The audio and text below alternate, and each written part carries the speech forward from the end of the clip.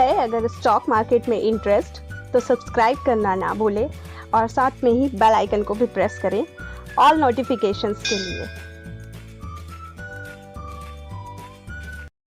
Hello student, welcome back to our channel. So आज के video में हम सबसे इम्पॉर्टेंट चीज़ देखने वाले हैं जो कि इंटरव्यू के क्वेश्चन। इंटरव्यू में क्या क्या क्वेश्चन पूछते हैं उससे रिलेटेड मैं आपको और भी इंफॉर्मेशन दूंगी आगे आने वाले वीडियोस में। बट आज के वीडियो में हम ये देखेंगे कि जो कि most and common answer and question होता है जो बहुत ही इंपॉर्टेंट होता है।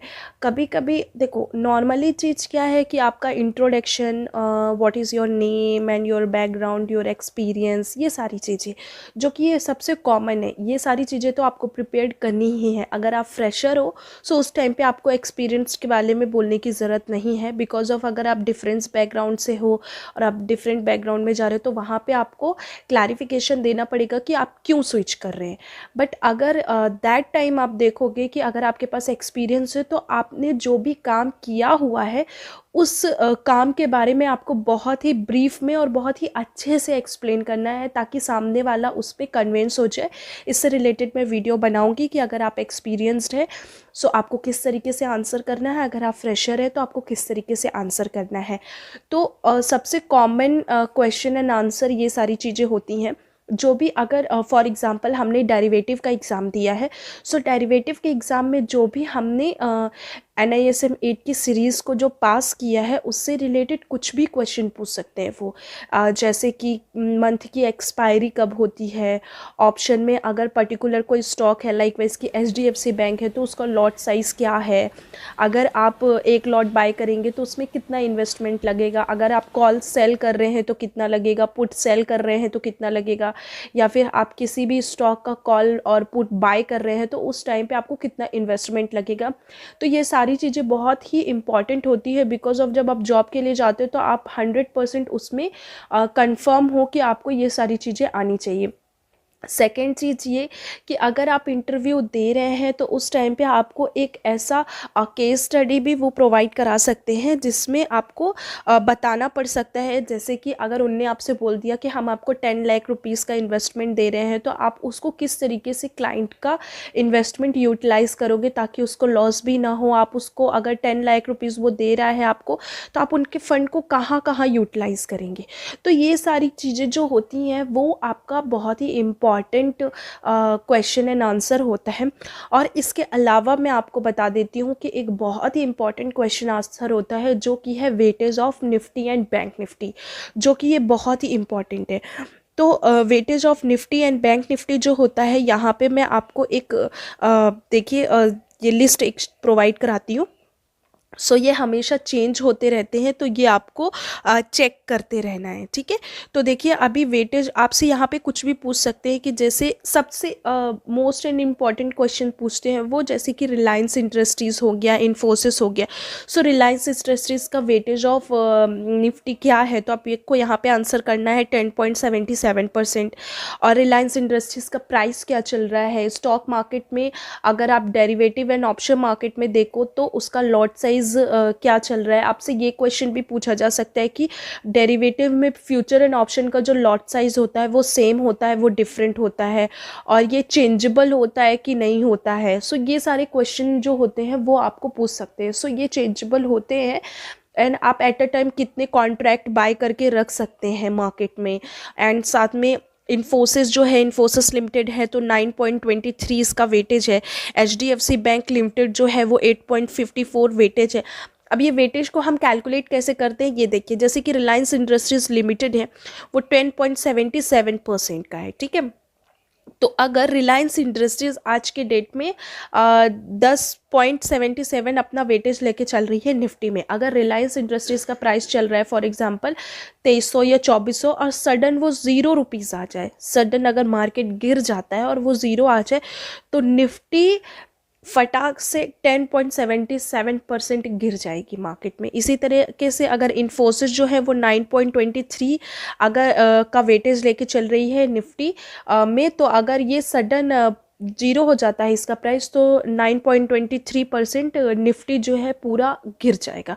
इसी तरीके से इनका जो वेटेज है वो कैलकुलेट होता है। तो आपने देखा होगा कभी रिलायंस 2% गिरा, या HDFC 3% गिरा, या इन्फोसिस 4% गिरा, या ITC 1% गिरा। तो ये सब कुछ मिला के आपके निफ्टी में काफ़ी स्ट्रॉन्ग मूवमेंट देखने को मिलता है निगेटिव या पॉजिटिव साइड पे, क्योंकि ये इन्हीं सब पे डिपेंडेंट होती है।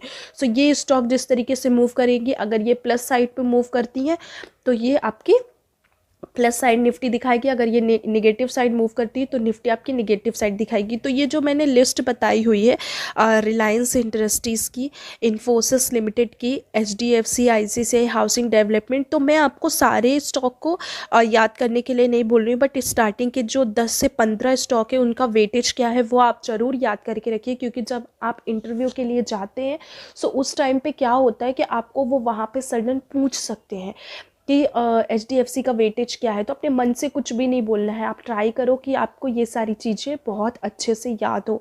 और हाँ, आपका फैमिली बैकग्राउंड, आपको अगर एक्सपीरियंस है तो आपने अगर लास्ट टाइम पे किसी कंपनी में स्विच किया हो तो क्यों स्विच किया है उस कंपनी को, और अगर आप डिफरेंस बैकग्राउंड से हैं तो आपने डिफरेंट बैकग्राउंड के अलावा इस बैकग्राउंड को क्यों चूज़ किया। अगर आपने अगर BCom किया है और उसके बाद में अगर आपने दूसरा फील्ड किया, फिर उसके बाद आप उसके बाद जो स्टॉक मार्केट में जा रहे हो, तो क्यों इतना चेंजेबल क्यों हो, आपका माइंड इतना सेट क्यों नहीं है।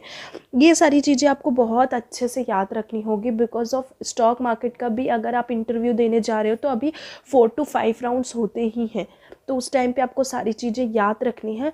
और मेरे स्टूडेंट्स को ऑलरेडी अगर वो इंटरव्यू देने जाते हैं तो सबसे इम्पॉर्टेंट क्वेश्चन कि निफ्टी एंड बैंक निफ्टी का एक्सपायरी वीक में कौन से डे होता है, और आपका कॉन्ट्रैक्ट एट अ टाइम कितने बाय कर सकते हो, कॉन्ट्रैक्ट का जो प्राइस है उसमें डिफरेंस क्या क्या होता है, फ्यूचर और कैश के मार्केट में क्या क्या डिफरेंस होता है, सो ये बैकवर्डेशन क्या होता है, और ये सारी चीज़ें जो हैं वो सब कुछ आपको याद करने लायक है। सो बहुत ही इंपॉर्टेंट है।